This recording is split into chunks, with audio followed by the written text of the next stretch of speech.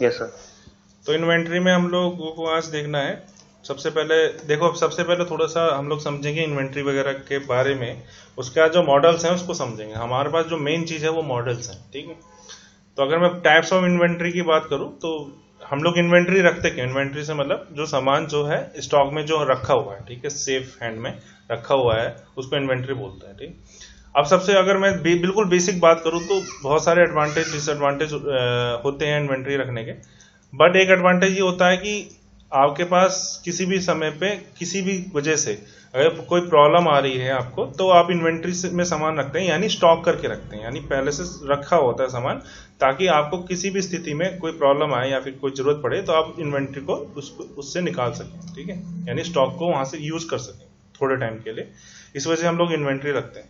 But inventory के साथ में सबसे बड़ी प्रॉब्लम है कि जैसे ही आप इन्वेंट्री रखेंगे तो वो कोई प्रॉफिट तो आपको देता नहीं जब तक आपका कोई सामान है। मान लीजिए आप एक शोरूम के मालिक हैं, ठीक है, तो आपने शोरूम में बाइकें रखी हैं, तो जब तक कि वो बिकती नहीं है बाइकें, तब तक वो शोरूम के अंदर आपके लिए वो जो बाइकें रखी हैं वो किसी फायदे के काम नहीं है। वो एज ए इन्वेंट्री आपके शोरूम में, आप बाइकों का शोरूम है तो इन्वेंट्री जो है आपका बाइक्स हो गई इन दैट केस, ठीक है। तो आपने 10 बाइकें रखी हैं, तो उसके साथ में दिक्कत ये है कि आपने 10 बाइकों का जो पैसा है वो लगा के रखा है, ठीक है, और वो जब तक बिकती नहीं है तब तक कि आपकी जो इन्वेंट्री है वो होल्ड में रहेगी, ठीक है, और आपका पैसा सबसे ज्यादा अटका रहेगा, ठीक। तो इसकी वजह से हमें क्या करना पड़ता है कि कॉस्ट एनालाइज करना पड़ता है। बेसिक फंडा ये है इन्वेंट्री को पढ़ने का कि हमें कॉस्ट एनालिसिस करनी पड़ती है कि इन्वेंट्री में जो चीज हम रख रहे हैं वो हमारे लिए फायदा करेगी कि नुकसान करेगी, ठीक है। उसी चीज को हमें समझना है कि जो हम इन्वेंट्री रख रहे हैं वो हमें प्रॉफिट करेगी या लॉस करेगी, ठीक है। प्रॉफिट किस सेंस में करेगी कि अगर आपके इन्वेंट्री नहीं हुई तो लोग जो है आपके पास बाइक खरीदने आएंगे और वापस चले जाएंगे, ठीक है। तो आपको जो प्रॉफिट हो सकता था वो नहीं होगा, ठीक। और आपने बोला कि क्या कहते हैं, नहीं मैं बहुत सारी इन्वेंट्री रखता हूं, तो इन दैट केस क्या प्रॉब्लम होगी? आगे इन्वेंट्री तो बहुत सारी हो जाएगी बट उसमें पैसा अटक जाएगा, ठीक है। और सबसे ज्यादा पैसा जो 70 to 80% जो मनी है वो इन्वेंट्री में ही खर्च होती है किसी भी चीज में, ठीक है। चाहे वो इंडस्ट्री की बात करूं तो या फिर हमारे एग्जाम्पल मैंने बाइक की बात करी, शोरूम की बात करी, तो उसमें जो ज्यादातर पैसा है, सैलरी से भी ज्यादा पैसा लोग किस में खर्च होगा? जो स्टॉक पर्सन जिसका शोरूम है उसमें रखा होगा, उसमें पैसा खर्च होगा, ठीक है। तो टाइप्स ऑफ इन्वेंट्री की अगर मैं बात करूं तो वी हैव फ्लक्चुएशन इन्वेंट्री, ठीक है। ये फ्लक्चुएशन इन्वेंट्री से मेरा मतलब ये है कि वो इन्वेंट्री जो आप रखते हैं कि अनसर्टेनिटी ऑन डिमांड की वजह से, ठीक है, कि डिमांड में या फिर सप्लाई में कोई प्रॉब्लम आएगी, उसको मतलब सही तरीके से रखने के लिए जो इन्वेंट्री हम रखते हैं that is called fluctuation inventory और बफर इन्वेंट्री, और इसको स्टॉक इन्वेंट्री भी बोलते हैं, ठीक है। दूसरी ये है एंटीसिपेशन इन्वेंट्री। ये इस तरह की इन्वेंट्री हम लोग तब रखते हैं जब आपको पहले से पता हो कि बाद में हमारी सेल होने वाली है। जैसे होली में रंगोली और या कलर्स का हम लोग बहुत ज्यादा रखते हैं, और जैसे दिवाली में जो है, दिवाली के टाइम पे हमें पता है कि क्रैकर्स जो है ज्यादा बिकेंगे, जो पटाखे वगैरह हैं वो ज्यादा बिकेंगे। सो हम लोग क्या करते हैं, हम पहले से जो दुकानदार है वो एक लार्ज स्केल में दिवाली से पहले एंटिसिपेट कर लेता है कि हमारे मेरे जो दिवाली में पटाखे वो ज़्यादा बिकेंगे, दैट्स वाई मुझे पहले से पटाखे ज़्यादा मंगाने चाहिए, ठीक है। तो इन्वेंट्री बना के रख लेता है। सिमिलरली हमारे ट्रांसपोर्टेशन में जो टाइम एक जगह से दूसरी जगह में जो सामान हम जब ट्रांसपोर्ट करते हैं तो उस टाइम पे जो इन्वेंट्री होती है उसको बोलते हैं ट्रांसपोर्टेशन इन्वेंट्री। ऐसे ट्रांसपोर्टेशन इन्वेंट्री से मेरा मतलब ये है क्योंकि हमें ये पता है कि एक जगह से दूसरी जगह में सामान जाने में हमारा टाइम लगेगा, ठीक है। तो हम पहले से इन्वेंट्री बना के रखते हैं ताकि जो हमारे समय लग रहा है उस टाइम पे हम लोग जो हमारे पास प्रेजेंट इन्वेंट्री उसको यूज कर सकते हैं, ठीक है। That's why this is called transportation inventory. जो हमें ट्रांसपोर्टेशन के टाइम इन्वॉल्वमेंट की वजह से जो इन्वेंट्री रखनी पड़ी है that is called your transportation inventory, ठीक है। एक होता है साइकिल और लॉट साइज इन्वेंट्री। ये बेसिकली आपका अभी मैं समझाऊंगा, इकोनॉमिक ऑर्डर क्वांटिटी की वजह से हम लोग इसको रखते हैं ताकि हमारा मैक्सिमम प्रॉफिट हो सके, ठीक है। इसको आप ये जो साइकिल ऑर्डर है, ये सब चीजें अभी मैं जो मॉडल समझाऊंगा तब आपको समझ में आएगा, ठीक। और लास्ट है आपकी डीकपलिंग इन्वेंट्री, ठीक है। डीकपलिंग इन्वेंट्री बेसिकली इसलिए रखते हैं ताकि कोई मशीन में, अगर आपके किसी इंडस्ट्री के अंदर किसी मशीन में ब्रेक डाउन हो जाए तो उस टाइम के लिए, थोड़े टाइम के लिए दूसरी मशीन इफेक्ट ना हो, ठीक है।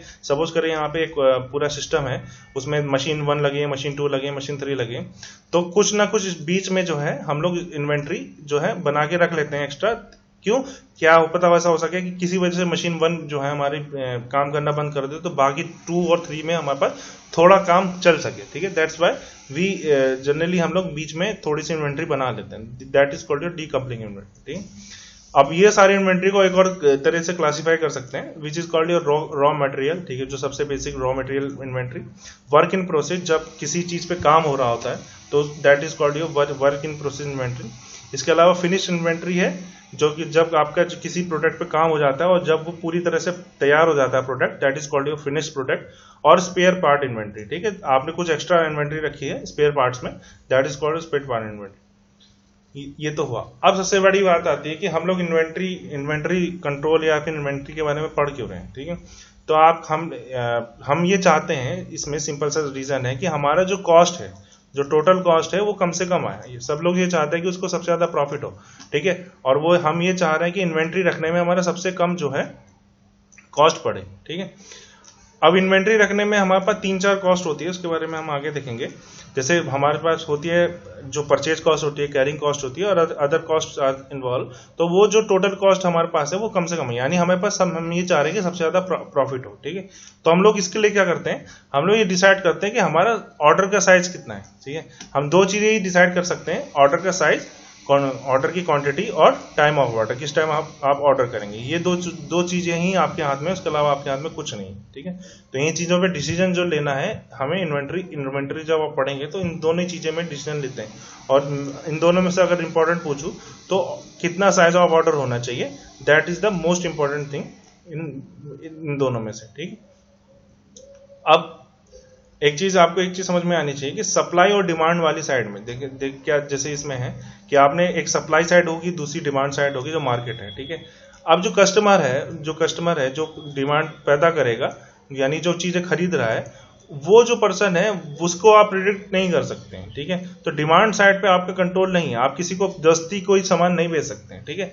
तो आपका बस किस चीज पे कंट्रोल रह सकता है, आपका जो है इस चीज पे कंट्रोल रह सकता है कि आपने इन्वेंट्री किस तरह से बनाई है, ठीक है। जैसे मैंने आपका मान लीजिए बाइक का शोरूम है, इस केस में आप खाली स्टॉक रख सकते हैं, इसके अलावा आप ये डिसाइड नहीं कर सकते हैं कि डिमांड जो है, कस्टमर जो है कब आएगा कब लेगा, वो उसकी मर्जी, ठीक है।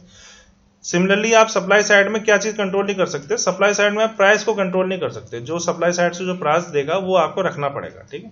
तो क्या चीज आप कंट्रोल कर सकते हैं, आप कंट्रोल कर सकते हैं खाली इन्वेंट्री, ठीक है।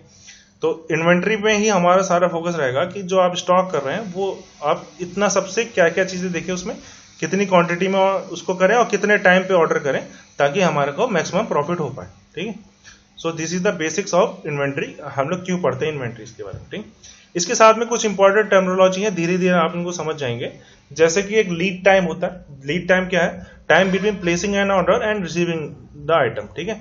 लीड टाइम से मेरा मतलब ये है कि आप जब ऑर्डर को प्लेस करते हैं और उस ऑर्डर को रिसीव करते हैं, उन दोनों के बीच में जो टाइम गैप होता है, that is called your lead time, ठीक है।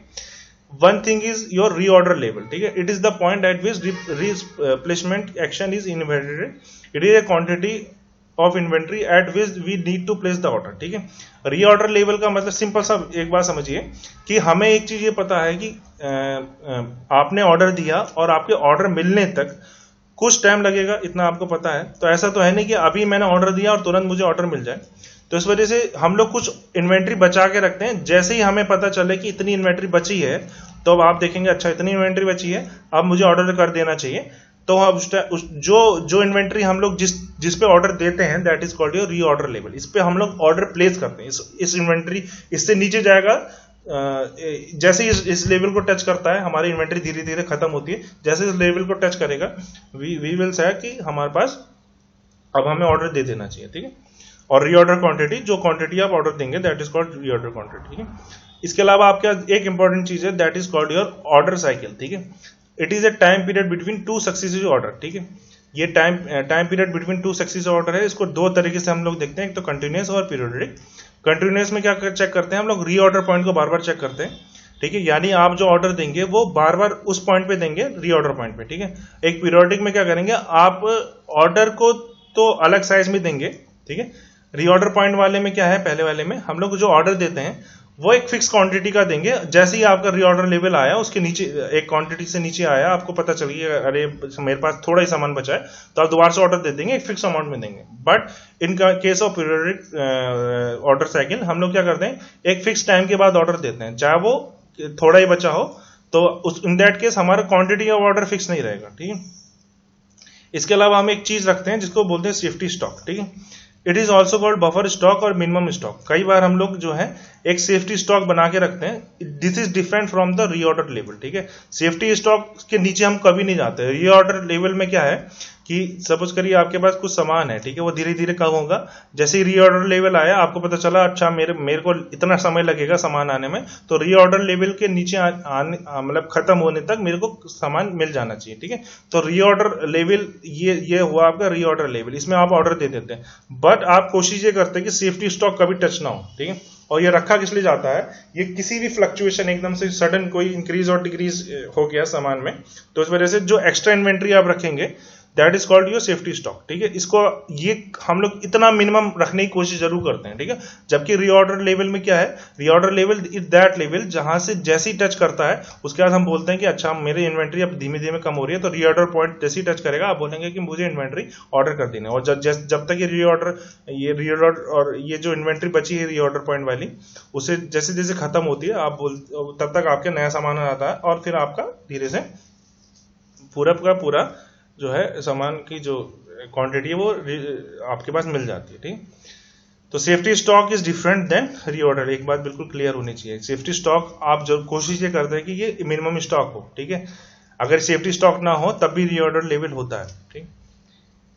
अब यहां से जो चीज है, जो चीज समझने लायक है, वो यहां से स्टार्ट हो रही है। जितनी भी टर्मिनोलॉजी है मैं आपको फिर से मैं इस चीज को धीरे धीरे समझाऊंगा। अगर आपको कंफ्यूजन है तो इसमें घबराने की कोई जरूरत नहीं, ठीक। यहां से आपको बड़े ध्यान से सुनने की जरूरत है। That is called inventory model, ठीक। So we have two types of inventory model. First one your deterministic and second one your probabilistic, ठीक। अब अगर आप पूछें कि सर इनमें से इंपॉर्टेंट कौन सा है, तो अगर आप कंपटीशन के हिसाब से पूछ रहे हैं, so I will tell this is the deterministic is more important, ठीक है। इन दोनों में अंतर क्या है, डिटर्मिनिस्टिक इज मोर इन्वॉल्व, जहां पे डिमांड जो है आपको पता रहती है, ठीक है। जब आपको डिमांड पता है तो जनरली हम लोग डिमांड के साथ में सेफ्टी स्टॉक की बात नहीं करते हैं, ठीक है। ऐसा नहीं कि नहीं, बिल्कुल नहीं करते हैं, बट डिटर्मिनिस्टिक में क्या है, आपको डिमांड को अंदाजा है या बिल्कुल पता है कि इतनी डिमांड है, इतने रेट से कंजम्पशन होगा, then this is called your deterministic model, ठीक। प्रोबेबिलिस्टिक मॉडल में आपको डिमांड के बारे में बिल्कुल भी जानकारी नहीं होती है, बट आपको ये अंदाजा होता है कि इतने आ सकते हैं, यानी इसमें प्रोबेबिलिटी का खेल होता है, ठीक है। डिटर्मिनिस्टिक में क्या है, बिल्कुल आपको पता होता है डिमांड कितनी आने वाली है, ठीक है, उसके हिसाब से हम मॉडल डेवलप करते हैं। बट प्रोबेबिलिस्टिक में क्या करते हैं कि आपको डिमांड का बिल्कुल पक्का नहीं होता कि कितनी आने वाली है, बट आपको कुछ प्रीवियस डाटा से पता होता है कि इस टाइम पे इतनी डिमांड आ सकती है, तो इसमें खाली आप प्रोबेबिलिटी में बात करते हैं, ठीक है। तो these are the two types of models, ठीक। तो इसमें भी डिटर्मिनिस्टिक और प्रोबेबिलिस्टिक में भी डिफरेंट टाइप ऑफ मॉडल्स होते हैं, जैसे मॉडल 1, मॉडल 2, जिसके बारे में हम लोग डिस्कस करेंगे पहले, ठीक है। और उसके अलावा इसमें भी डिफरेंट टाइप्स ऑफ मॉडल होते हैं जिसको हम लोग उसके बाद डिस्कस करेंगे, ठीक है। अगर आप पूछे कि सर कंपटीशन के हिसाब से कौन सा इंपॉर्टेंट है, तो then definitely I will say deterministic is more important. जो कंपटीशन में जो गेट वगैरह है या इंजीनियरिंग सर्विसेज में सबसे ज्यादा जो क्वेश्चन आते हैं इन्हीं से आते हैं, ठीक है, डिटर्मिनिस्टिक में। प्रोबेबिलिस्टिक में से बहुत कम क्वेश्चन आते हैं, और डिटर्मिनिस्टिक में भी अगर मैं बोलूं तो बेसिक पहला जो मॉडल मैं पढ़ाऊंगा EOQ मॉडल में, उसमें से 70 से मोर देन 70% जो क्वेश्चन आते हैं आपके कंपटीशन में इससे आते हैं, ठीक है। अब आपका सवाल हो सकता है सर इतना क्यों फोकस कर रहे हैं इस चीज पे। मैं इसलिए फोकस कर रहा हूं कि अगर आप पहले के क्वेश्चन देखें तो इन्वेंट्री कंट्रोल से जरूर ना कोई क्वेश्चन जरूर आता है, ठीक है, किसी भी कंपटीशन एग्जाम में। गेट में आज तक ऐसा कभी शायद ही कभी हुआ होगा कि इन्वेंट्री से आपका क्वेश्चन नहीं आया होगा, ठीक है। तो ये जरूरी है कि आप अगर कोई भी कंपटीशन की तैयारी कर रहे हैं तो इन्वेंट्री को थोड़ा ढंग से पढ़ें, ठीक है। और उसमें भी सबसे बेसिक जो मॉडल है, बेसिक EOQ मॉडल, उसको समझें, ठीक है। और जो भी बाकी डिटर्मिनिस्टिक में और भी सारे मॉडल हैं वो इसी से जुड़े हुए हैं, ठीक है। तो आपको बेसिक EOQ मॉडल जरूर समझ में आना चाहिए, नहीं तो आप जो है दूसरे मॉडल को स्किप कर देंगे, ठीक। तो हम लोग थोड़ा फोकस करेंगे बेसिक EOQ मॉडल पे, और जो चेंजेस होंगे मैं थोड़े से अलग अलग करके थोड़ा सा जो फॉर्मूले में चेंजेस हैं और या फिर उसमें जो मॉडल में चेंजेस है, I will discuss it in some brief तो सबसे पहले हम लोग बेसिक EOQ मॉडल पढ़ेंगे, उसके बाद जो दूसरे मॉडल्स है उसमें क्या क्या चेंजेस हैं और क्या क्या चीजें उसमें चेंजेस आएंगे उसको हम लोग स्टडी करेंगे। उसके बाद हम लोग प्रोबेबिलिस्टिक मॉडल को पढ़ेंगे। ठीक है, सो एक चीज आती है, आपने कई बार देखा होगा, स्टोकास्टिक लिखा होता है, फिर इन्वेंट्री मॉडल लिखा होता है। ठीक है, आपके सिलेबस में भी कुछ इसी तरह से लिखा है। तो स्टोकास्टिक का मतलब यह है कि जब आप प्रोबेबिलिटी की बात कर रहे होते हैं तब then it is called stochastic. ठीक है, तो रैंडमली प्रोबेबिलिटी डिस्ट्रीब्यूशन या फिर पैटर्न की जब हम बात करते हैं then it is called stochastic. ठीक है, तो स्टोकास्टिक से मतलब है प्रोबेबिलिटी डिस्ट्रीब्यूशन से। ठीक है, यानी आपका जो मॉडल मेन फोकस पे रहना चाहिए। ठीक, जब मैं स्टोकास्टिक की बात करूं, ये स्लाइड से बहुत इंपॉर्टेंट चीजें स्टार्ट हो रही हैं। इन्वेंट्री कॉस्ट, तो there are generally 4 type of inventory cost involve. First one is your inventory carrying cost और स्टॉक होल्डिंग कॉस्ट। ठीक है, second one is your order cost. ठीक है, और third one is your shortage cost और stock out cost, और fourth is purchase cost. ठीक है, तो जैसे ही आप इस चीज से समझिए कि सपोज करिए आपके पास बाइक का शोरूम है। ठीक, तो जब आप इन्वेंट्री बनाना चाह रहे हैं तो आप सबसे पहले आप क्या करेंगे, आप उस बाइक को जो है किसी इंडस्ट्री से खरीदेंगे, तभी तो आप शोरूम में बुलाएंगे। तो आपका शोरूम है, ये आपका शोरूम है, और यहाँ पे आपकी डिमांड रहेगी। डिमांड कहाँ से आएगी, आपके कस्टमर से आएगी। ठीक है, तो किसी इंडस्ट्री से आपके पास क्या कहते हैं स्टॉक बनेगा। ठीक है, और आप उस स्टॉक को डिमांड के अकॉर्डिंग आप जो है पास आउट करेंगे टू द कस्टमर। ठीक, तो इसमें कॉस्ट कौन सी इन्वॉल्व होगी। जब आप किसी सामान को बाइकों को मंगा रहे हैं तो सबसे पहली कॉस्ट इन्वॉल्व होगी उन बाइक का एक्चुअल कॉस्ट। ठीक है, that is your purchase cost, the amount of money that is paid for something. ठीक है, जो आप बाइक एक खरीदेंगे, 2 खरीदेंगे, जितने भी खरीदेंगे, जो आपने बाइक खरीदी उनका जो कॉस्ट है that is called your purchase cost, actual जो कॉस्ट है। इसके अलावा कौन सी कॉस्ट है, एक है आपकी ऑर्डर कॉस्ट। ठीक है, इसके अलावा है these are fix cost associated placing order and setup machine. ठीक है, क्या होता है कि आप जब बाइकों को मंगा रहे हैं तो क्या आपके पास पता है कि ट्रांसपोर्टेशन में कॉस्ट एक जाएगी। ठीक है, या फिर एक बार ऑर्डर प्लेस करने पे जो कॉस्ट आपकी लगी, ठीक है, that is called your order cost. ये परचेज कॉस्ट और ऑर्डर कॉस्ट में क्या डिफरेंस है, ये जो एक्चुअल बाइक का जो कॉस्ट है that is called your purchase cost. ठीक है, इसके अलावा ट्रांसपोर्टेशन में या फिर आपको उस रख रखाव में एक बार ऑर्डर देने में जो कॉस्ट लगी है इस परचेज कॉस्ट के अलावा that is called your order cost. ठीक है, ऑर्डर कॉस्ट हो गई। इसके अलावा जो आप इन्वेंट्री को रखेंगे, आपने बाइक या शोरूम में रख ली है, अब उसके लिए आपको क्या क्या चीजें देनी पड़ेगी। आपने किसी वेयर हाउस बनाया होगा या फिर स्पेस बनाई होगी, उसका जो कॉस्ट है that is cost of space, cost of power जो उसमें लग रही है, आप इसको बाइक रखी है उसमें सिक्योरिटी वगैरह लगाएंगे। ठीक है, और आपने जो बाइक को खरीदने के लिए बैंक से लोन वगैरह लिया होगा उसका इंटरेस्ट। ठीक है, मेन चीज इंटरेस्ट ही की होती है, that is the cost involve जो कि आपको स्टॉकिंग के टाइम पे रखनी पड़ेंगी। ठीक है, that is called your inventory carrying cost, जो आपको इन्वेंट्री को कैरी करने की कॉस्ट लग रही है that is called your inventory carrying cost. इसके अलावा एक है लास्ट है शॉर्टेज कॉस्ट। शॉर्टेज कॉस्ट तब आती है जब आपके पास कस्टमर आया है और आपके पास बाइक नहीं है। ठीक है, तो इन दैट केस आप क्या करेंगे, कस्टमर से बोलेंगे कि मैं आपको 2 दिन में जो है ये जो बाइक की डिलीवरी दे दूंगा। ठीक है, तो क्या पता कस्टमर ऐसा हो सकता है कि बाइक ना ले, आपके यहाँ से दूसरी जगह से ले ले, दिस इज द लॉस। ठीक है, इस तरह एक तरह का लॉस है, जो आप प्रॉफिट कमा सकते हैं तो वो आपको नहीं मिल रहा है। ठीक है, क्यों नहीं मिल रहा है, क्योंकि आपके शॉर्टेज है। ठीक है, और आपके स्टॉक आउट है, मतलब इस टाइम पे आपका स्टॉक आउट नहीं है, तो इसकी वजह से लॉस ऑफ सेल हो सकता है, जिसकी वजह से लॉस ऑफ प्रॉफिट हो सकता है। एक और चीज है कि ये जो गुडविल है वो खराब हो जाए, ये जो पर्सन है वो बोले कि इसके पास ये जो शोरूम है इसके पास, इस पर्सन के पास मेरे को बाइकें नहीं मिली, आप उस शॉप पे मत जाइए या शोरूम में मत जाइए। ठीक है, जो गुडविल खराब हुई है that is also come in case of shortage cost.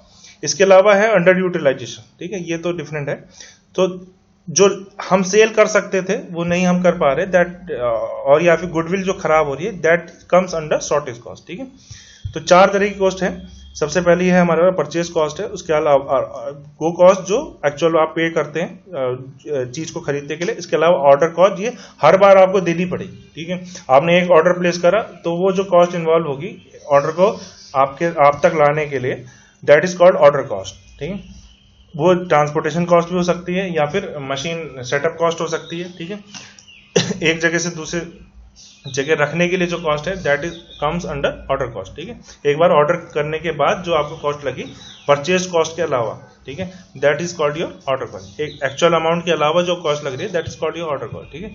इसके अलावा आपके पास इन्वेंट्री कैरिंग कॉस्ट होती है, वो कॉस्ट जो आपको इन्वेंट्री कैरी करने के लिए यूज करनी पड़ी है, जो कि आपका वेयर हाउस जो आपने बनाया है, जो कॉस्ट ऑफ स्पेस, पावर पर पीपल जो आप लगाएंगे उसकी सिक्योरिटी के लिए, इंटरेस्ट जो आपने है, या फिर अगर मान लीजिए वो सामान खराब चोरी हो गया, या फिर वो सामान जो है ऑब्सोल्यूट हो गया। ऑब्सोल्यूट से मेरा मतलब ये है कि वो जो फैशन से बाहर हो गया तो कोई उसको खरीद नहीं रहा है। This is the cost involve in the inventory carrying cost, ठीक है। These are the 4 cost important cost, ठीक है। तो अब हमारे पास जो टाइप ऑफ इन्वेंट्री सिस्टम है, सो जैसे मैंने बताया था we have 2 types of inventory system. इसको जो है इस मॉडल को मैं फिर से बताऊंगा। First one is fixed order and second is fixed time, ठीक है। तो इसमें फिक्स्ड ऑर्डर क्या होता है, फिक्स्ड ऑर्डर में आपके पास एक फिक्स, जैसे ही आपने रीऑर्डर पॉइंट के नीचे पहुंचे हैं, ठीक है, तो उस टाइम पे तुरंत जो है आपने ऑर्डर दे दिया, that is your constant size, ठीक है, जिसमें आप जो है फिक्स ऑर्डर देते हैं, that is called Q types of system और फिक्स्ड ऑर्डर सिस्टम, जिसमें size of the inventory is fixed, जो आप ऑर्डर देते हैं, ठीक है। Another is time. ग्राफ में जो लिखा हुआ है क्लियर नहीं दिख रहा सर। हाँ, ये थोड़ा सा ग्राफ में थोड़ी सी वो वैसा है, छोटा है। मतलब इसको इस तरह से समझिए कि जो सेफ्टी स्टॉक है आपके जैसे ही इसको टच करेगा, आप जो है इस क्वांटिटी को फिक्स ऑर्डर में मंगाएंगे, ठीक है। दिस इज द ये जो क्यू है आप फिक्स ऑर्डर में मंगाते हैं, ठीक है। लेकिन जब फिक्स टाइम वाले में क्या है कि आप फिक्स टाइम के बाद मंगाते हैं, इन दैट केस क्या होता है कि कई बार जो है सेफ्टी स्टॉक को खर्च कर लेता है ये, ठीक है। या फिर क्या होगा कि ये जो टाइम गैप है बिटवीन ये जो है कांस्टेंट रहता है इन फिक्स टाइम के बीच में, ठीक है। तो that is also called P type of system. इतना समझ में आ रहा है? इसमें क्या है कि आप जैसे ही क्वांटिटी रीऑर्डर पॉइंट पे पहुंचे, आपको पता चल गया कि ये जो है मेरा ऑर्डर कम हो रहा है, तो रीऑर्डर पॉइंट के नीचे जो आप इन्वेंट्री खर्च करेंगे, जैसे ही यहाँ पे पहुंचेगा तो उतना अमाउंट आप क्यों अमाउंट को फिक्स है कि आपको इतना मंगाना है। जो डॉटेड लाइन है वो रीऑर्डर पॉइंट है। हाँ, वो रीऑर्डर पॉइंट है। ये देखिए, ये रीऑर्डर पॉइंट है, मैं समझाऊंगा इसको, इसलिए ज्यादा मैंने इस पे ध्यान भी नहीं दिया। ये जो है सेफ्टी स्टॉक है, ठीक है। अब क्या होगा कि जैसे जैसे आपकी इन्वेंट्री खर्च हो रही है, जैसे ही रीऑर्डर पॉइंट आया, आपको पता चला अच्छा ये जो है सामान कम पड़े, मतलब मेरे पास खत्म होने वाला, आपने ऑर्डर दे दिया, और जैसे जैसे सेफ्टी स्टॉक तक पहुंचेगा वो सामान आ जाएगा और फिक्स अमाउंट में आप वो करेंगे, तो दिस इज द क्वांटिटी जो आपने ऑर्डर करी है वो आपको मिल जाएगी, ठीक है। अब सेफ्टी स्टॉक कब खर्च होगा? सेफ्टी तब खर्च होगा जब आप जो डिमांड है, जैसे आपने रीऑर्डर दिया, अब यहाँ फ्लक्चुएटिंग डिमांड हो रही है, ठीक है। इन दैट केस एकदम से कुछ नया ऑर्डर नया एकदम से आ गया, तो इन दैट केस आप सेफ्टी स्टॉक खर्च करेंगे। लेकिन आप कोशिश क्या करेंगे, आपकी सेफ्टी स्टॉक खर्च ना करना पड़े, ताकि आप कभी भी जो है उससे आउट ना हो जाए, ठीक है। तो ये बफर स्टॉक, ये जो है ना आपके ये पीला कलर का, that is your buffer stock, ठीक है।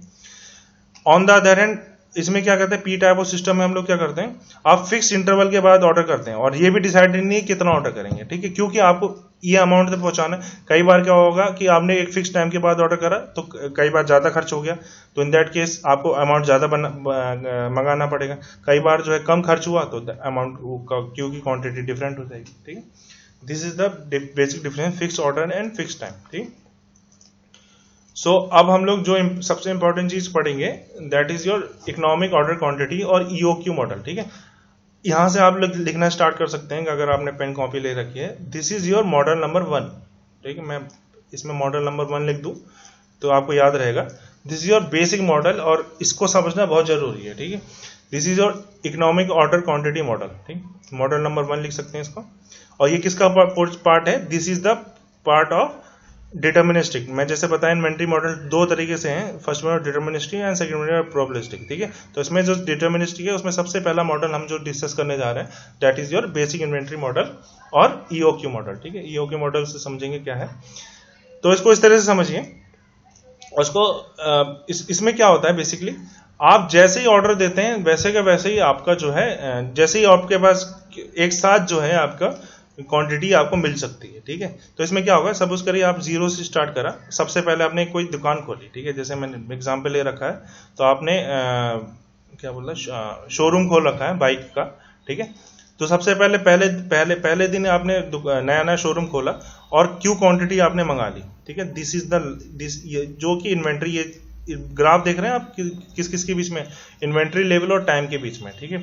तो क्या है इसमें, आपने सबसे पहले दिन जो है क्यू क्वांटिटी जो मंगा ली है, ठीक, और वो धीरे धीरे आपकी धीरे धीरे ये फिक्स उसमें अमाउंट में बिक रही है। ये इन्वेंट्री मॉडल में हम लोग ये कंजम्पशन ले रहे हैं कि फिक्स अमाउंट में बिक रही है, ठीक है। और फिर जैसे ही आपने क्या करा, ये जैसे ही खत्म हुई, आपने दोबारा से ऑर्डर दे दिया, तो तुरंत के तुरंत आपको नई इन्वेंट्री मिल रही, ठीक है। ये इसमें बहुत सारे एजम्पशन है। जैसे इसमें वाले केस में क्या हो रहा है कि जैसे ही ऑर्डर दिया वैसे के वैसे ही आपको इन्वेंट्री की पूरी वैसे के वैसे ही मिल गई, ठीक है। अभी मैं उसको बेसिक इन्वेंट्री मॉडल को डिस्कस कर रहा हूँ, ठीक। तो इसमें क्या हो रहा है कि आपकी जो क्वांटिटी क्यू थी, जैसे जीरो पहुंचा, आपने ऑर्डर दिया और तुरंत ही सप्लाई हो गई, तुरंत रिप्लेसमेंट हो गई। तो दैट इज कि वो जैसे ही आपने ऑर्डर दिया वैसे के वैसे ही आपका यहाँ पे मिल गया। तो ये दोबारा से क्यू क्वांटिटी पहुंच गया, फिर धीरे धीरे आप इसको खर्च कर रहे हैं, ठीक है, टाइम के साथ में। फिर आपने ऑर्डर दिया, तुरंत ही आपको मिल गया, ठीक है, फिर धीरे धीरे खर्च हुआ। This is the basics of how the कहते हैं सामान इन्वेंट्री कैसे कैसे बनती है और कैसे कैसे खर्च करती है, ठीक है। आप इसमें देख रहे हैं, ना ही इसमें सेफ्टी स्टॉक की बात हुई अभी तक, ठीक है, ना ही इसमें सेफ्टी स्टॉक की बात हुई है, यहाँ पे कोई भी सेफ्टी स्टॉक नहीं लगा है, ना ही मैंने अभी इसमें रीऑर्डर लेवल की बात करी है, ठीक है। तो ये जो मेरा मकसद ये है कि आप ये समझें कि एक क्यू क्वांटिटी में मैं रखूंगा स्टार्टिंग में, और वो धीरे धीरे खर्च होगा कांस्टेंट रेट पे, और जैसे ही आप चाहेंगे वैसे ही आपको मिल जाएगा। ये सबसे बेसिक मॉडल है, ठीक। और ये जो ये किस रेट से है, ये अगर मैं स्मॉल डी लिखूं तब ये जो है डी रेट से बिल्कुल खर्च हो रहा है, ठीक है। इसको मैं थोड़ा सा अगर मैं इंक्रीज कर दूं, जिसमें अगर मैं रीऑर्डर लेवल बना दूं, तो देन दिस इज द, ये भी बेसिक है। इसमें हमने क्या कर रखा है, इसमें रीऑर्डर पॉइंट की बात कर रहे हैं। रीऑर्डर पॉइंट से मेरा मतलब ये है कि आपने पहले दिन जो है बाइकों का खूब जमावड़ा लगा लिया, दैट इज क्यू क्वांटिटी आपने मंगा लिया, और वो धीरे धीरे खर्च हो रही है, ठीक है, फिक्स डिमांड रेट से, ठीक है। स्मॉल डी अगर डिनोट करें तो फिक्स डिमांड रेट से आपकी धीरे धीरे खर्च हो रही है, ठीक। तो ये आपने पहले दिन मंगाई बाइक का क्यू क्वांटिटी में, और उसको धीरे धीरे फिक्स डिमांड रेट से आप खर्च कर रहे हैं। अब क्या होगा, ऐसा हो सकता है कि जैसे ये रीऑर्डर पॉइंट आएगा, आप इसको नए इन्वेंट्री को क्या कर देंगे, नया ऑर्डर दे देंगे, ताकि जो आपका जैसे ही ये, ताकि जब तक ये आपका नया जो क्यू क्वांटिटी आप दोबारा से मंगाएंगे, वो तब तक जो है आप खर्च कर सके। नहीं तो क्या होगा कि आपका जीरो यहाँ पे हो जाएगा, ठीक है, और वो जो टाइम लगेगा आपके आने में, that is called your lead point, lead time, ठीक है। तो फिर से समझा रहा हूँ, आपने सबसे पहले क्यू क्वांटिटी जो बनाई वो धीरे धीरे खर्च हो रही है। रीऑर्डर पॉइंट पे आपने नया ऑर्डर दे देंगे दोबारा से, इस पॉइंट पे रीऑर्डर पॉइंट पे आपने ये रीऑर्डर लाइन है, ठीक है, इस पे नया ऑर्डर दे दिया।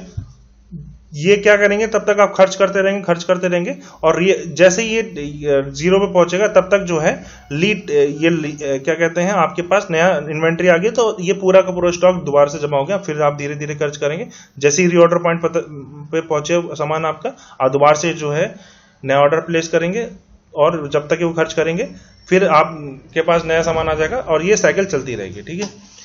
सो this is how the basic model work. अब आपके ये जो आपने यहाँ पे ऑर्डर दिया रीऑर्डर पॉइंट पे, यहाँ पे ऑर्डर देंगे, क्योंकि धीरे धीरे सामान कर, ये टाइम है, इस टाइम से जब तक कि आपको ऑर्डर मिल रहा है, ठीक है, कहाँ पे मिल रहा है आपका, आपने रीऑर्डर पॉइंट पे आपने जो नया ऑर्डर प्लेस करा, यहाँ से लेकर जब आपको सामान मिला, this is the time gap, it is called lead time, ठीक है। ये आपके लीड टाइम बोलते हैं। वहीं जब आपने ऑर्डर दिया और आपको ऑर्डर मिल गया, ये जो टाइम गैप को बोलते हैं हम लोग लीड टाइम, ठीक है। ये इस बेसिक मॉडल में हम लोग इसको कांस्टेंट मांग रहे हैं, कई बार इसको हमने प्रोबेबिलिटी के साथ में भी देखना होता है, जिसको हम लोग आगे समझेंगे, ठीक। तो अभी सबसे बेसिक मॉडल है, रीऑर्डर पॉइंट समझ में आ गया। हेलो, रीऑर्डर पॉइंट से मेरा क्या मतलब है, इसके अलावा आपको मैं आई थिंक लीड टाइम से मतलब समझ में आ गया होगा, ठीक है।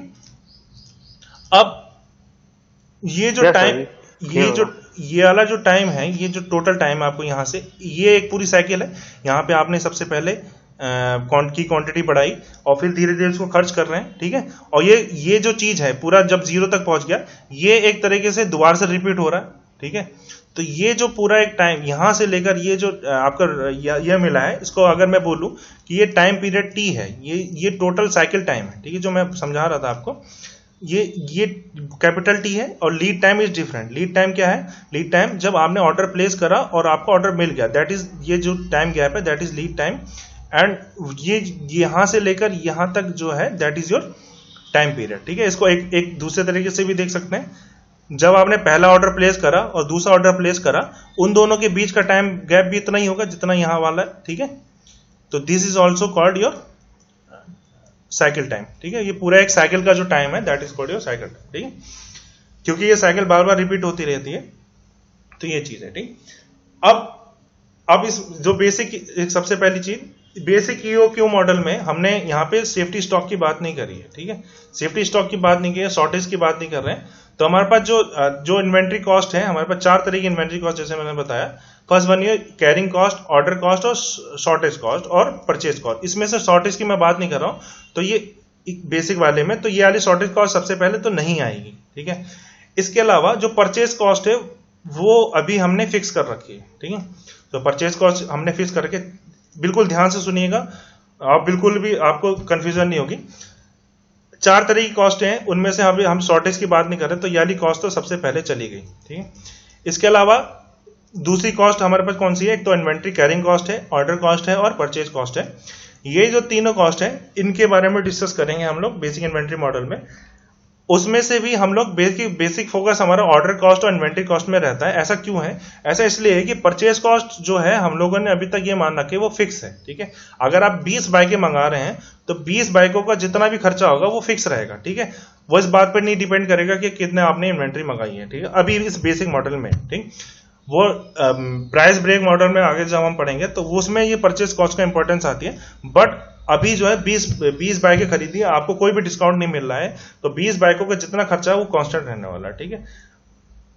तो ये चीज हमें देखनी है। तो हमारा सबसे पहला ऑब्जेक्टिव है minimize the total cost of the inventory, ठीक है। टोटल कॉस्ट में हम लोग 2 तरह की कॉस्ट को अभी कंसिडर करेंगे। First one is ordering cost और दूसरी है कैरिंग कॉस्ट, ठीक। तो जो एनुअल ऑर्डरिंग कॉस्ट होगी that is number of order placed per year multiplied by ordering cost per order, ठीक है। पहली बात, कितने नंबर ऑफ ऑर्डर आपने प्लेस करे हैं, मल्टीप्लाई किससे करेंगे? ऑर्डरिंग कॉस्ट पर ऑर्डर से, ठीक है। अब नंबर ऑफ ऑर्डर कैसे पता चलेगा आपको? नंबर ऑफ ऑर्डर्स आप इस तरह से निकाल सकते हैं, डी डिवाइडेड बाई क्यू, ठीक है। ये क्या है? D is the annual demand, ठीक है। डी आपके टोटल साल में, जैसे मान लीजिए मैं बोलूं कि मेरी 500 बाइकों की डिमांड है पूरे साल के अंदर, this is going to be capital D. पूरे जो है कितनी डिमांड है आपकी? 500 है। और आपको डिवाइड किससे करना पड़ेगा? क्यू से। क्यों डिवाइड कर रहा हूं? क्योंकि आप एक बार के अंदर, यहां पे इसमें ध्यान दीजिए, आप एक बार के अंदर क्यू क्वांटिटी मंगा ले रहे हैं, ठीक है।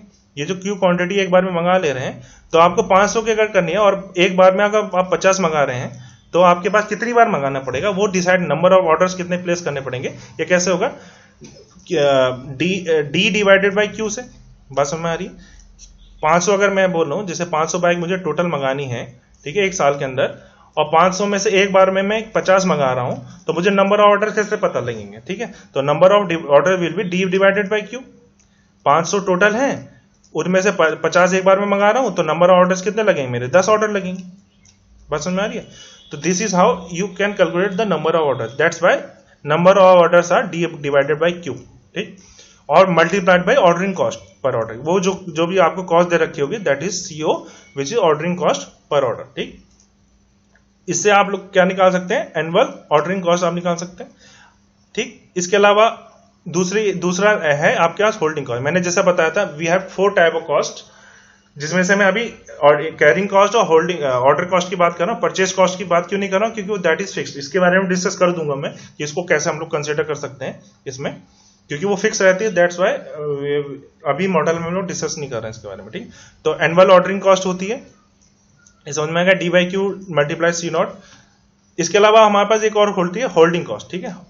इसको कैसे निकालेंगे? That is you can find by average inventory multiply by carrying cost per unit per year, ठीक है। पर यूनिट पर ईयर में जो दैट, इसको हमने CH से डिनोट करें अगर, तो that is CH carrying cost को। और एवरेज इन्वेंट्री कैसे निकालेंगे? जो हमारी इन्वेंट्री है दैट इज Q, उसका जो हाफ रहेगा Q डिवाइडेड बाई 2, ठीक है। अगर यहाँ पे सेफ्टी स्टॉक होता तो हमें सेफ्टी स्टॉक को भी कंसिडर करना पड़ता, अभी हमारे पास 0 है, तो हमारे पास एवरेज इन्वेंट्री कैसे नहीं, मैक्सिमम इन्वेंट्री कितनी है? मैक्सिमम इन्वेंट्री आपके पास जो बन सकती है that is Q plus minimum inventory कितनी है? हम लोग यहाँ पे 0 कंसिडर कर रहे हैं, 0 डिवाइडेड बाई 2, ठीक है। तो Q/2 इज जो एवरेज इन्वेंट्री, तो Q/2 एवरेज इन्वेंट्री हो गई, Q/2 multiply by carrying cost that is CS, ठीक। तो आपका टोटल कॉस्ट कैसे निकलेगी, इन दोनों का समीशन कर दीजिए, ऑर्डरिंग कॉस्ट और कैरिंग होल्डिंग कॉस्ट को, और कैरिंग कॉस्ट को, होल्डिंग कॉस्ट को कैरिंग कॉस्ट भी बोलते हैं, दैट्स व्हाई इन दोनों का समीशन करेंगे तो the total cost will be D by Q C naught plus Q by two C S. ठीक है, अब आपको जैसे आपने अगर मेरे ख्याल से ये ग्राफ इस तरह कुछ देखा होगा कहीं ना कहीं प्रोडक्शन वाले में भी आई थिंक, तो ये इसको समझते हैं हम लोग, जो टोटल ये है cost graph between cost and order quantity. ठीक है, तो आपको एक चीज यहाँ पे ध्यान से देखिए, टोटल कॉस्ट या फिर एक तरह से देखें, ये आपके क्या है, ये ऑर्डरिंग कॉस्ट है, ये आपके क्या है, ये कैरिंग कॉस्ट है। ठीक है, या होल्डिंग कॉस्ट है। ठीक, तो जो आपका ऑर्डरिंग कॉस्ट है, that is inversely proportional to your Q. ठीक है, ऑर्डरिंग कॉस्ट जैसे यहाँ पे देख सकते हैं, ordering cost is inversely proportional to Q. ठीक है, तो जो इनवर्सली प्रोपोर्शनल है तो उसका ग्राफ कैसे जाएगा, जैसे जैसे आप ऑर्डर बनाएंगे वो उसका जो इस तरह से आपके पास कर्व मिलेगा for D by Q into C naught. क्यों ऐसा क्यों है, क्योंकि क्यू आपका इनवर्सली प्रोपोर्शनल है कॉस्ट के। ठीक है, ऑर्डरिंग कॉस्ट के इनवर्सली प्रोपोर्शनल है 1 बाई क्यू, दैट्स वाई जैसे जैसे आप क्वांटिटी बढ़ाएंगे वैसे वैसे डिक्रीज करेगी कॉस्ट, कौन सी, ऑर्डरिंग कॉस्ट। ठीक, ये क्या चीज दिखा रही है, क्यू आपका क्या दिखा रहा है, वो क्यू आपका दिखा रहा है जब आपने एक बार में ऑर्डर दिया होगा। ठीक है, जो मैक्सिमम इन्वेंट्री है वो आपका क्यू दिखा रहा है। ठीक है, और एक बार में जो ऑर्डर देंगे वो कितना देंगे, वो दैट इज ऑल्सो क्यू। ठीक है, तो आपका जो साइज है वो डिसाइड करना है कि वो मैं कितना करूं। ऐसा भी तो हो सकता है आप इसमें इतने में बोल दें कि इतना में मैक्सिमम इन्वेंट्री रखूंगा या इससे ज्यादा मैं रखूंगा। तो ये जो हमें सबसे पहली बात है कि मैं टोटल कॉस्ट के अकॉर्डिंग मैं कितनी इन्वेंट्री रखूं, मैं ये चाह रहा हूं। ठीक है, अब जैसा हम देख रहे हैं कि ऑर्डरिंग कॉस्ट के केस में ये इनवर्सली प्रोपोर्शनल है और होल्डिंग कॉस्ट में ये डायरेक्टली प्रोपोर्शनल है। तो ये डायरेक्टली प्रोपोर्शनल की वजह से स्ट्रेट लाइन गई है, ये डायरेक्टली प्रोपोर्शनल है क्यू का, और इनवर्सली प्रोपोर्शनल है होल्डिंग कॉस्ट ऑर्डरिंग कॉस्ट में, that's why this is the graph you will get. ठीक, इन दोनों का जो इंटरसेक्शन है that is going to give you the optimum order quantity.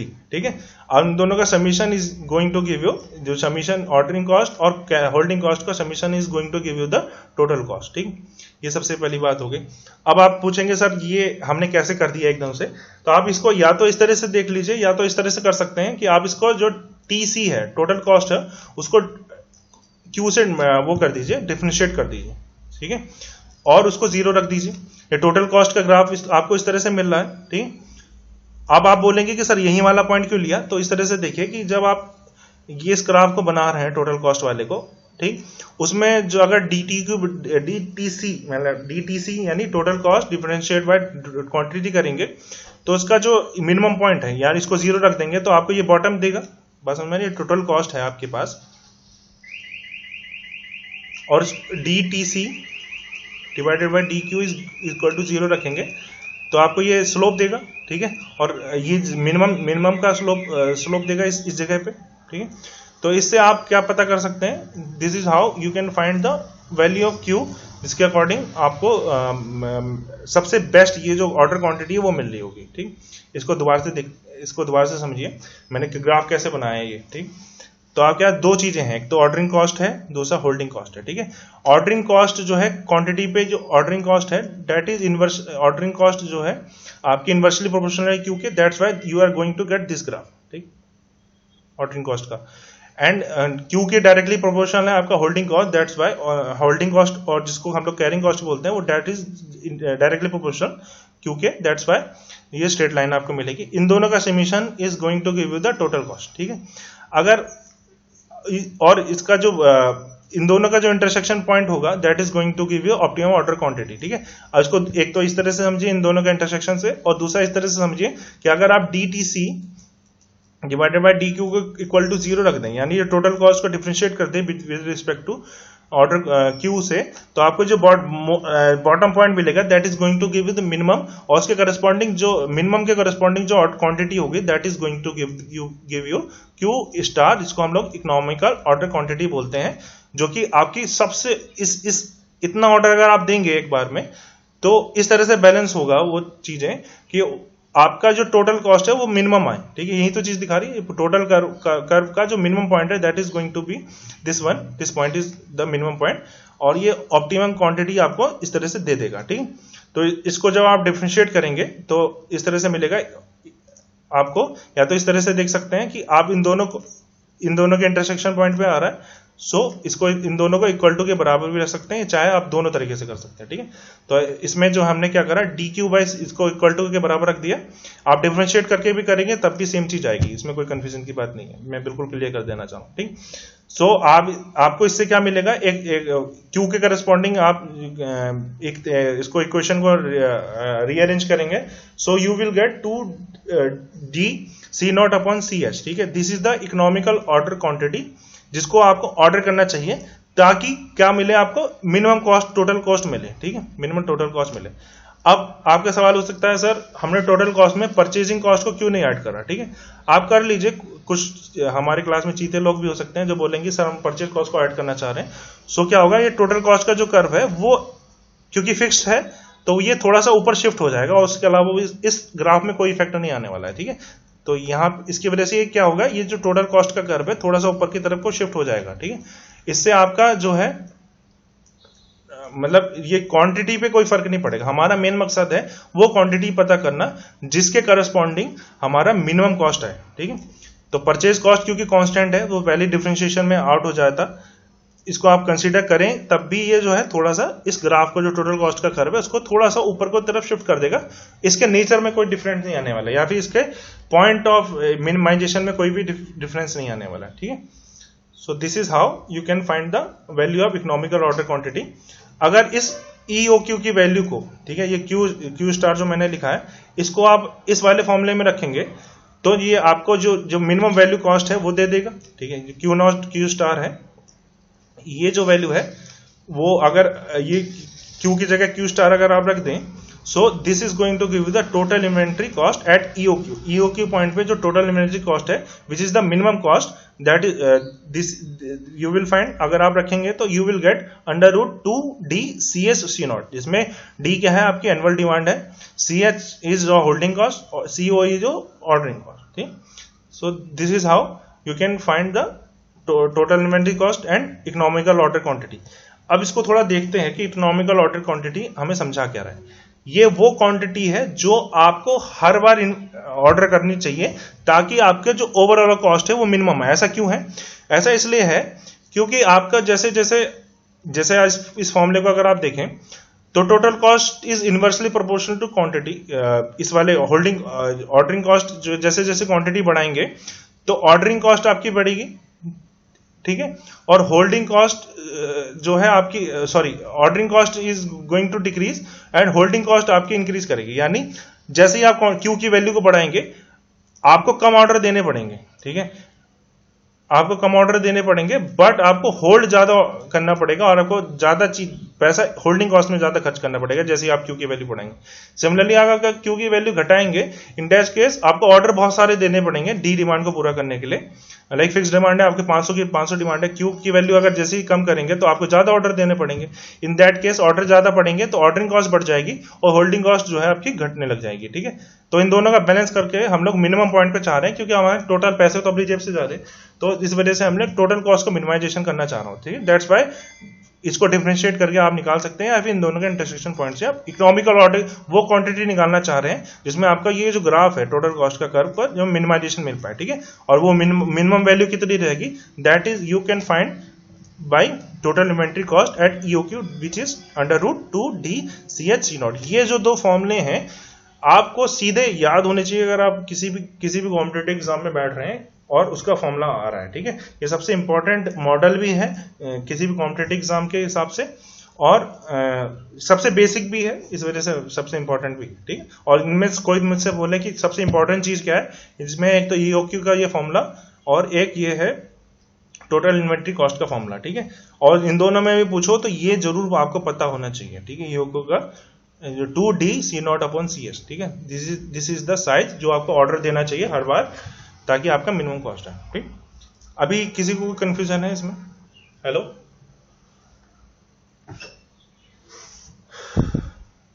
I think नहीं है। मैं आवाज आ रही है मेरी कि नहीं है? हेलो सर, ये जो ऑर्डर क्वांटिटी है ये वही है जो बाइक हम लोग जितना ला के रखते हैं वही है ना सर? हाँ, ये ऑर्डर क्वांटिटी जितनी लानी चाहिए आपको, ताकि आपका मिनिमम कॉस्ट है। ठीक। Q hello. हाँ, हेलो। यस सर, आवाज आ रही है। हाँ, मैं वही कह रहा हूँ कि देखो यहाँ पे हम लोग क्यू रख रहे हैं, यहाँ पे क्यू स्टार की वैल्यू पता आवाज है कट कि। कट के आ रही सर आपकी। हेलो, आ रही है आवाज? हेलो। यस सर, अभी आई, अभी आ रही। ठीक ठीक। तो देखो ये क्यू क्या दिखा रहा है, ये क्यू दिखा रहा है क्वांटिटी कुछ भी मंगा सकते हैं आप, ठीक है, इसमें कोई वो नहीं है। ये ईओ क्यू क्या दिखा रहा है, ईओ क्यू वो क्वांटिटी दिखा रहा है जो आपको मंगानी चाहिए, ताकि आपका जो टोटल कॉस्ट है, यानी ये जो मिनिमम पॉइंट है, आपको टच कर सके। ठीक है, तो क्योंकि आप चाह रहे हैं कि आपका मिनिमम कॉस्ट है, तो ये जो मिनिमम के करस्पॉन्डिंग जो क्वांटिटी की वैल्यू है, this is your economical order quantity, this is EO Q. ठीक है, बात समझ में आ गई? तो इतना अगर आप चाहते हैं कि आप ओवरऑल कॉस्ट जो आपकी कम से कम आए, तो आपको इतना मंगाना चाहिए। ठीक है, और ओवरऑल कॉस्ट कितनी आएगी अगर आपने इतना मंगाया है, तब ये है। आप ये जो टोटल इन्वेंट्री कॉस्ट जो है, ये √2DCH ये हर जगह यूज नहीं कर सकते हैं। ये हम तभी यूज कर सकते हैं जब आपको पता हो कि इकोनॉमिकल ऑर्डर क्वांटिटी कितनी है। ठीक है, ये किसके करस्पॉन्डिंग है? जब आपको क्यू स्टार की वैल्यू पता हो, क्यू स्टार के करस्पॉन्डिंग ये वैल्यू आती है। ठीक है, ये कैसे निकलता है? ये आप जब टोटल कॉस्ट में जब वैल्यू रखेंगे, क्यू स्टार, यहाँ पे क्यू की जगह क्यू स्टार रख देंगे। ठीक है, ये देखो, ये क्यू बेसिकली जब हम फॉर्मूला जब बना रहे हैं, तो इन दैट केस ये फॉर्मूला किसी भी चीज के लिए है, मतलब क्यू कोई भी क्वांटिटी हो सकती है। ठीक है, क्यू की वैल्यू 100 भी हो सकती है, क्यू की वैल्यू आप 500 के एक ही बार में पूरा मंगा लें। बाइक के केस में जैसे हमने एग्जांपल डी डिमांड रखा था, तो आप कुछ भी रख सकते हैं, लेकिन इन दैट केस ये मिनिमम पॉइंट को टच नहीं करेगा। ठीक है, जो मिनिमम पॉइंट को करस्पॉन्डिंग जो वैल्यू है क्वांटिटी की, दैट इज योर ईओ। ठीक, ये एक स्पेसिफिक वैल्यू है। इतना समझ में आया? Hello, confusion? कुछ पूछ रहे थे और? नहीं सर, क्लियर। खैर सर, ये जो क्यू है वही जो इन्वेंट्री में हम लोग बाइक रखते हैं, वही ऑर्डर है ना सर? हाँ, ये ऑर्डर है, ये वो साइज ऑफ वही और लिखा ये है। जो sir D D C naught और सी एच है, ये क्या था सर, एक बार समझा दीजिए। ये डी मतलब इज क्या है? डी यहाँ पे लिखा हुआ है, D is your annual demand. ठीक है, जैसे मैं बोलूँ कि एक पूरे साल में मुझे 500 का डिमांड है मेरी। ठीक है, ये this is your capital D. ठीक, स्मॉल क्यू क्या दिखा रहा है? एक बार में आपने कितना मंगाया? मैं बोलूँ कि 50 क्वांटिटी मंगाई। ठीक है, आप 50 भी मंगा सकते हैं, आप चाहे तो 100 भी मंगा सकते हैं, कुछ भी मंगा सकते हैं, लेकिन आपको कितना मंगाना चाहिए? आपको मंगाना चाहिए क्यू स्टार, ताकि आपको ओवरऑल जो भी इकोनॉमिकल ऑर्डर आपका मिलेगा वो मंगाना चाहिए, ताकि आपका जो टोटल कॉस्ट है वो कम आए। इतने समझ में आ गया? तो आप 50 भी मंगा सकते हैं, 100 भी मंगा सकते हैं, that is your Q. Q star ये स्पेसिफिक वैल्यू जिसके करस्पॉन्डिंग आपकी टोटल कॉस्ट कम आती है। अब बात आती है, आप पूछ रहे हैं सीओ और सीएस क्या दिखा रहा है। ठीक है, तो CO is showing your ordering cost for each order, एक बार में ऑर्डर देने पे जो कॉस्ट आपकी लगती है। ठीक है, that is showing your CO. Sir इसको सेटअप कॉस्ट भी बोलते हैं सर, ऑर्डरिंग कास्ट को सेटअप कॉस्ट भी बोलते हैं क्या? हाँ, सेटअप कॉस्ट भी बोलते हैं इसको। ऑर्डरिंग कास्ट को कहीं की सेटअप कॉस्ट भी बोल सकते हैं क्या? हाँ, सेटअप कॉस्ट भी बोलते हैं। एक्चुअली सेटअप कॉस्ट से उनका मतलब ये होता है जनरली कि जब आप खुद ही इन हाउस कोई चीज को बना रहे हो, ठीक है, तो मशीन को जो सेटअप करने में जो कॉस्ट लगता है, that is your setup cost. ठीक, तो आप, हाँ, यह बिल्कुल सही बात है, मैंने यहाँ पे लिखा भी है। ऑर्डर कॉस्ट को हम लोग और दूसरे नाम से भी जानते हैं। Ordering cost is also called setup cost. ठीक है, और प्रोक्योरमेंट कॉस्ट। ठीक है, इसको भी प्रोक्योरमेंट कॉस्ट भी और सेटअप कॉस्ट भी बोलते हैं। ठीक, तो आप बोल सकते हैं उसको। सिमिलरली आप होल्डिंग कॉस्ट को कैरिंग कॉस्ट भी बोलते हैं। ठीक है, होल्डिंग कॉस्ट बोलते हैं, कैरिंग कॉस्ट, जो आपको इन्वेंट्री को रखने के लिए जो कॉस्ट लगती है, दैट इज योर होल्डिंग और कैरिंग कॉस्ट। ठीक, और कोई सवाल है? क्यू क्वांटिटी आप कुछ भी मंगा सकते हैं। एग्जाम्पल दे देता हूँ, 500 का आप टोटल डिमांड कर सकते हैं, पूरे साल की डिमांड है ये 500 पूरे साल की। ठीक है, क्यू आप 50 रख सकते हैं, तो उसके करस्पॉन्डिंग आप हर ऑर्डर में हर बार कितना ऑर्डर देंगे, हर बार मतलब कितने बार ऑर्डर देंगे पूरे साल के अंदर, तो that is D divided by Q देंगे। ठीक है, एक बार में आप 50 मंगा रहे हैं और 500 आपका टोटल है, तो 500 डिवाइडेड बाय 50 आप कितनी बार ऑर्डर देंगे? आप you are going to give 10 times. ठीक है, और हर बार ऑर्डर देने पे आपको सी नॉट कॉस्ट लगेगी, तो आप D divided by Q into C naught is the cost of ordering. ठीक है, हर कितना टोटल ऑर्डरिंग कॉस्ट लगेगी, कितनी बार ऑर्डर दिया, that is D divided by Q multiply C naught. और क्यू क्या है? वो क्वांटिटी जहां पे आप कितने एक बार में ऑर्डर में कितने क्वांटिटी आप ऑर्डर कर रहे हैं। जैसे हमारे केस में मैंने बताया, D is your total demand कितनी थी, और क्यू क्वांटिटी आप एक बार में कितनी मंगा रहे हैं। ठीक है, this is your Q. C H क्या कैसे निकलता है, which is your average inventory, which is सबसे ज्यादा इन्वेंट्री कितनी रखी है हमने, which is Q is your highest inventory और 0 इज योर मिनिमम इन्वेंट्री, तो एवरेज कितना आएगा, क्यू डिवाइडेड बाई 2।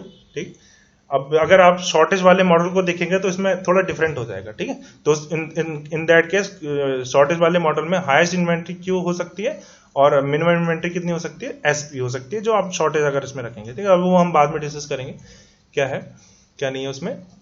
और उसके अलावा क्या था, तो एवरेज इन्वेंट्री निकाले उसको कितना एवरेज इन्वेंट्री, क्योंकि एवरेज इन्वेंट्री निकालने की हमें जरूरत इसलिए पड़ रही है, एवरेज इन्वेंट्री इसलिए निकालने क्योंकि आपको क्यू की क्यू क्वांटिटी हर बार नहीं रखनी पड़ी। आपके क्या कर रहे हैं, कभी आपको क्यू क्वांटिटी होल्ड करनी पड़ रही है, कभी 0 क्वांटिटी होल्ड करनी पड़ी है, तो हम लोग क्या करते हैं, इसका एवरेज ले लेते हैं। ठीक है, बीच में, तो that's why we need to holding के लिए हमने क्या हमेशा तो वैसे रहना नहीं है, तो that's why we take average, that is Q by 2 और मल्टीप्लाई बाई होल्डिंग कॉस्ट। ठीक, this is how the you can find. Hello hello,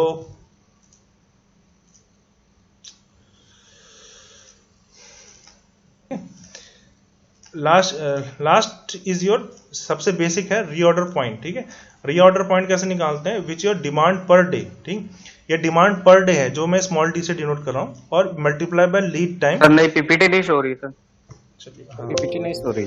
चला गया होगा ना, एक मिनट।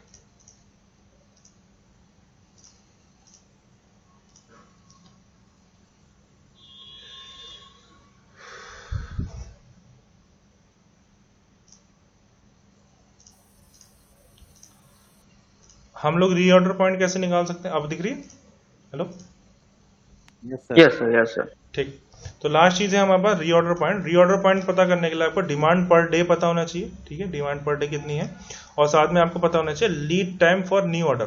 ठीक, लीड टाइम पता होना चाहिए और डिमांड पता होना चाहिए। ये कैसे करें, देखिए आपको जैसे इस वाले ग्राफ से समझते हैं, ये आपकी बात, ये डिमांड रेट वो डिमांड पर डे ही दिखा रहा होगा एक तरीके से, डी ये जो है आपने इस पॉइंट से ऑर्डर देंगे, और जो टाइम गैप लग रहा है, this is going to give you the value of reorder point. ठीक है, ये जो वैल्यू आप कैसे निकालेंगे, इन दोनों के मल्टीप्लिकेशन से। जो डिमांड रेट जा रहा है, ऐसा कैसे कर दिया, इसको ट्रायंगल से बनाया है वैसे, तो सीधे समझिए कि ये जो क्वांटिटी है आपको रीऑर्डर पॉइंट, ये जो है ये पॉइंट, ये जो आर लिखा है, उसको अगर आपको फाइंड करना है तो आप लोग को क्या करना पड़ेगा, ये डिमांड रेट है उसको मल्टीप्लाई कर दीजिए लीड टाइम से, दिस लीड टाइम से, तो you can find the reorder point. ठीक है, this is the reorder point. ठीक, तो this is the formula of basic.